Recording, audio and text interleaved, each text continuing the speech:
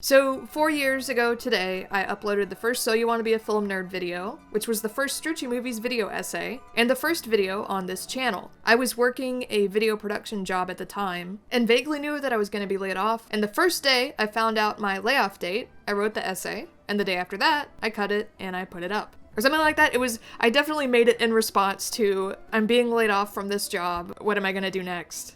4 years is a long time. I know I've been through a lot and changed a lot in the past 4 years, and of course the channel has changed plenty as well. Fake Friends 2 is very different from anything I had made before in scope and in tone, and while it's only about half a year old, putting it out doubled my subscriber count and almost tripled my Patreon pledges, which I'm all still adjusting to.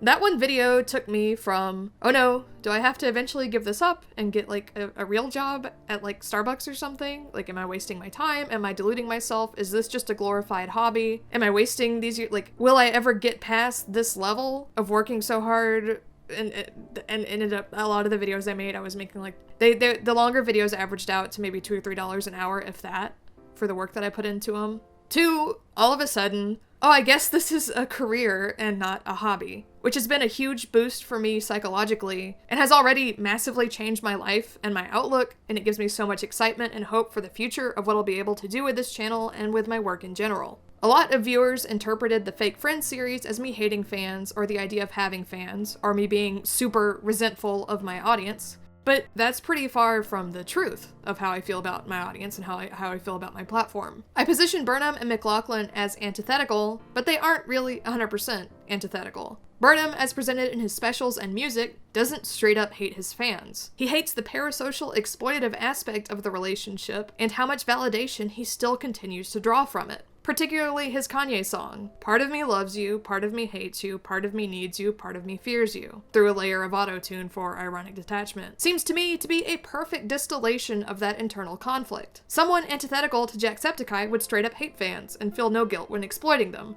as many people on this platform do. Whereas Burnham cycles through those conflicted feelings. I use those clips to really hammer home the idea of that conflict because it was how I felt and how I continue to feel as well. I don't derive validation from my view counts or how many comments I get or whatever, and I'm lucky that I don't, because I'd have a very low opinion of myself if I did. But I have always taken a lot of self-worth from how much I feel I can help other people, or what impact I'm having on the world around me. There's always an element for me of, what am I doing here? How can I justify what I'm doing here? What am I failing at? What could I be doing better? And the response the Film Nerd and Fake Friends videos and some of my other videos got, people saying I made them totally rethink their relationship with media and the internet and helped them realize they were in a bad situation, people saying I helped them rethink bigoted language, people saying I made them more excited and less elitist about art, specifically film. I'm not trying to self-aggrandize at all, trust me. And I know I could do better and have the potential to do better and everything, but every single one of those comments has been tremendously meaningful to me. Honestly, some of them made me cry. And I take my platform and its impact and the responsibilities I have very seriously. And the idea of teaching someone something helpful or improving someone's life in some way or making someone more aware or more empathetic is the highest accomplishment I can imagine for my work to have. And I just wanted to say, sincerely, thank you to anyone who has ever let their guard down and engaged with my work in that way, or who has supported or encouraged my work or left a thoughtful comment, whether in agreement or with constructive criticism. Everyone who said I mumbled and talked too fast in my old videos was right, and I should have listened to them sooner.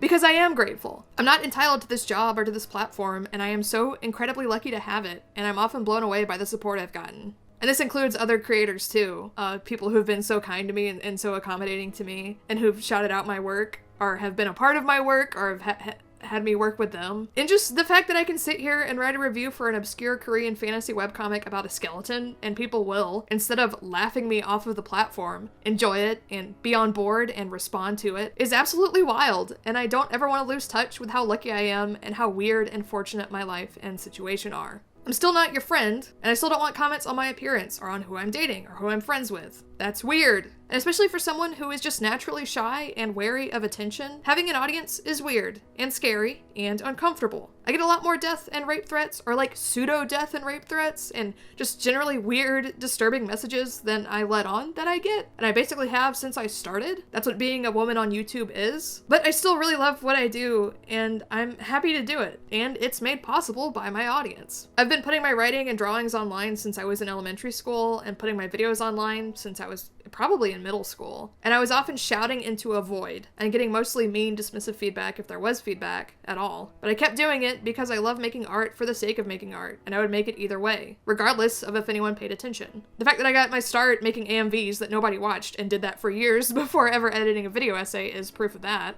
But because of the support I've gotten, I'm able to make art for a living, and the potential for what I'm able to do is so much wider. And I don't even know how to internalize that, or my gratitude in relation to that, or the feedback that I get, or the kindness and patience that people show me. It's really incredible. It's really crazy. I've been asked what my end goal, or my dream job, or whatever is, a few times when I've been interviewed or when I've been on podcasts or whatever. And while I would love to also do work in TV or feature film, the answer has pretty much always been this, YouTube, but maybe with more money so that I can do more, which is becoming, that's actually becoming a reality now, which is really wild. And I'm so happy that I get to do what I want and talk about what I care about, and that people are open to responding to it no matter how heavy or weird it gets. I still have my boundaries. I'm gonna do what I want whether or not people respond to it. People definitely prefer some videos more than others. But I don't know, I debated on what I wanted. I knew I wanted to do a video for my 4-year anniversary. I thought about what I wanted to do, and I just wanted to, not necessarily directly at people who criticize fake friends and say I hate my audience, because I think that's a bad faith interpretation. But I did just want to reassess that I am